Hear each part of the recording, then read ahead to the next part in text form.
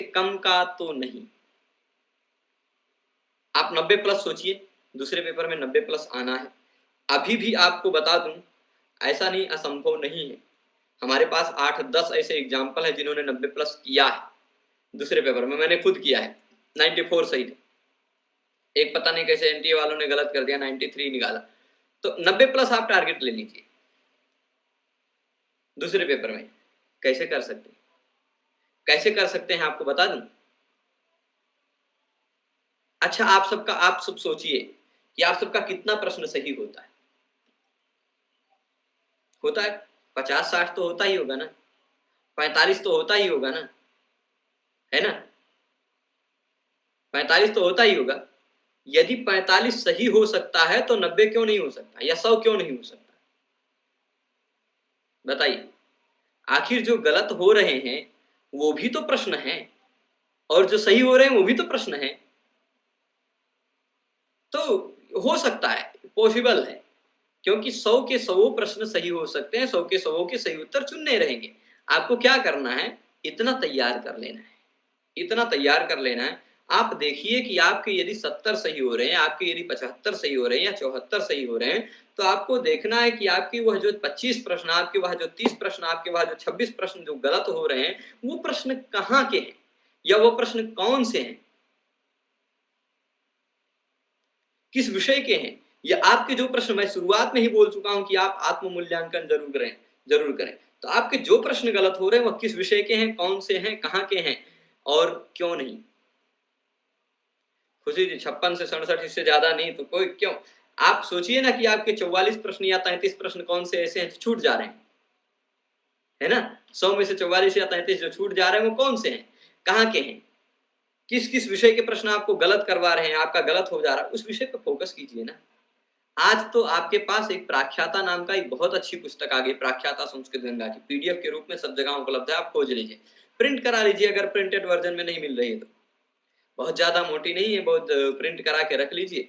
आप प्रश्नों को देखिए, प्रश्न पढ़िए, अगर प्रश्न जो आपको गलत हो रहा है उस प्रश्न का डिटेल में व्याख्यान मिलता है। एक प्रश्न के चारों विकल्पों पर व्याख्यान मिल जाता है। तो बहुत सारी सामग्रियाँ अवेलेबल हैं, और बहुत सारे क्लास मैंने यूट्यूब पर, यहाँ पर, अनअकैडमी पर बहुत सारे जगह पर पढ़ा रखे हैं, वहाँ से देखिए, मेरे क्लास देखिए, और बहुत सारे लोग। आज तो मुझे ये खुशी है कि मैंने जब 3 साल पहले ये नेट जेआरएफ के लिए पढ़ाना शुरू किया था, तब इस क्षेत्र में कोई कार्य नहीं कर रहे थे। आज खुशी यह है कि इस क्षेत्र में लगभग मेरी नज़र में ही 40-50 लोग हैं जो नेट जेआरएफ की पढ़ाई करा रहे हैं, नेट जेआरएफ पढ़ा रहे हैं संस्कृत से। तो बहुत सारे लोग हैं, ये खुशी की बात है। आज किसी भी विषय की कमी नहीं है, किसी को पढ़ने वालों की, पढ़ाने वालों की कमी नहीं है। आप पढ़िए, थोड़ा-सा समय अपने आप को दीजिए। इकाई 6 बिल्कुल नहीं आ रहा है खुशी जी, सबसे ज़्यादा मेहनत अगर किसी के पास किया, किसी भी इकाई पर किया है, मैंने अपने पिछले यहाँ 7-8 महीने से अनअकैडमी पे पढ़ा है, अगर सबसे ज़्यादा मेहनत किसी इकाई पर की है, तो छठी इकाई पर। मैंने जो मेहनत किया वही आप कर दीजिए बहन। आप मेहनत कर दीजिए। जितने विषयों को पढ़ाया, मैं मानता हूँ व्याकरण है, एक बार के समझाने में नहीं आता है। मानता हूँ व्याकरण है, एक बार में बुद्धि में स्थिर नहीं होता, दोबारा देख लें। प्रयास करें कि आप दोबारा उसको तैयार कर लें। गुरुजी मैं पढ़ने के लिए दुनिया में आई हूँ। मेरा जेआरएफ पीजी 4th सेमेस्टर में एंड पीएचडी एंट्रेंस क्वालीफाई करना है। सरिता जी हो सकता है, कोई दिक्कत नहीं है। पेपर 2 वेलों के साथ पेपर 1 भी प्रिपेयर होना है, इतना सब मुझे कैसे करना है? देखिए प्लानिंग अगर हो ना बहन सरिता जी, इतने हमारे पास एग्जाम्पल हैं कि जिन्होंने 40 दिन की तैयारी में जेआरएफ निकाला है, 2 साल 3 साल पढ़ाई छोड़कर।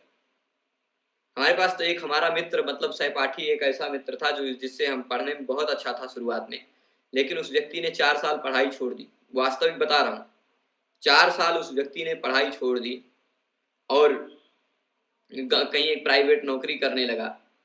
पढ़ाने के से कनेक्शन एकदम जुट गया। ऐसी जगह पे था कि एग्जाम से 1 दिन पहले उसको पता चलता था कि कल किस विषय का पेपर है, और गाइड से इधर-उधर किसी तरह से नकल करके या किसी तरह से कुछ लिख के गप्पा मार के पास हो जाने वाला, मतलब कुछ भी नहीं तैयार था। एक बार मुझे मिला है वो व्यक्ति, मुझे देखकर मैंने बातचीत की है कि भाई आजकल ऐसा कॉम्पिटिशन का ज़माना है कि यदि आप कॉम्पिटिशन में नहीं आते हैं, तो कुछ सफलता नहीं है। ज़िंदगी भर ऐसे प्राइवेट में या इधर-उधर पड़े रहेंगे। एक बार प्रेरित किया है, वो व्यक्ति आज भी बोलता है कि अगर वह खाली 10 मिनट के लिए मैं उससे जयपुर सेंट्रल संस्कृत यूनिवर्सिटी के गेट पर मैं मिला था, खाली 10 मिनट के लिए। वही 10 मिनट में उसने ऐसी प्रेरणा ले ली कि उसने फिर अगली परीक्षा में वह 73 से भी नेट हुआ और 25 से जेआरएफ हुआ। मेहनत करे तो हो सकता है सरिता बहन, कुछ इम्पॉसिबल नहीं है। टारगेट लीजिए, क्या तैयारी कमी है, क्या तैयारी नहीं है आपकी और किसमें तैयारी है। आप अपना अपना वो चुनिए, अपना स्ट्रेंथ देखिए और अपना वीकनेस देखिए कि हमारी मजबूती कहाँ और हमारी कमजोरी कहाँ है। मजबूती को मजबूती बना रहने दीजिए, मतलब थोड़ा हल्का रिवाइज करते रहें, और कमजोरी को मजबूती बनाइए, बस सब हो गया। ठीक है। हमारे भैया एक पेपर कहाँ से कैसे या कौन से बुक